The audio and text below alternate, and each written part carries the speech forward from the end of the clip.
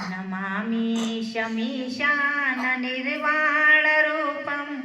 विभुं व्यापकं ब्रह्मवेदास्वरूपं निजं निर्गुणं निर्विकल्पं निरीहं चिदाकाशमाकाशवासं भजेऽहं निराकारमोकारमूलं तुरीयं गिराज्ञानगोतीतमीशं गिरीशं करालं महाकालकालं कृपालं गुणागारसंसारपारं नतोऽहं तुषाराद्रिशङ्काशगौरं गम्भीरं मनोभूतकोटिप्रभासी शरीरं स्फुरन्मौलिकल्लोलिनी चारुगङ्गा लसद्भालबालेन्दुकण्ठे भुजङ्ग चलत्कुण्डलं भ्रूषुनेत्रं विशालं प्रसन्नाननं नीलकण्ठं दयालं मृगाधीशचर्माम्बरामुण्डमालं प्रियाशङ्कर सर्वनाथं भजामि प्रचण्डं प्रकृष्टं प्रगल्भं परेशम् अखण्डम् अजं भानुकोटिप्रकाशं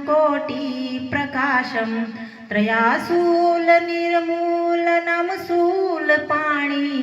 भजेऽहं भवानीपतिं भावगम्यं कलातीतकल्याणकल्पान्तकारी सदा सज्जनानन्ददाता पुरारी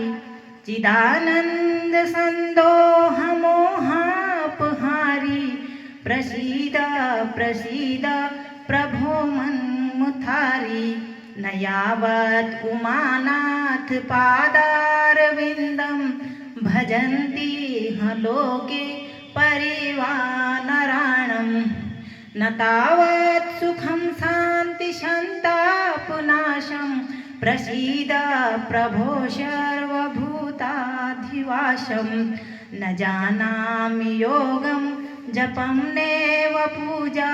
नतोऽहं सदा सर्वदा शम्भुतोभ्यं जराजन्मदुःखोऽघतातप्यमानं प्रभो पाहि आपन्नमामीश शम्भो नमामीश शम्भो नमामीश शम्भो नमामीश शम्भो नमामीश शम्भो रुद्राष्टकं मिदं प्रोक्तं विप्रेण हर्तोषे ये पठन्ति नरा भक्त्यां तेषां शम्भुः प्रसीदति।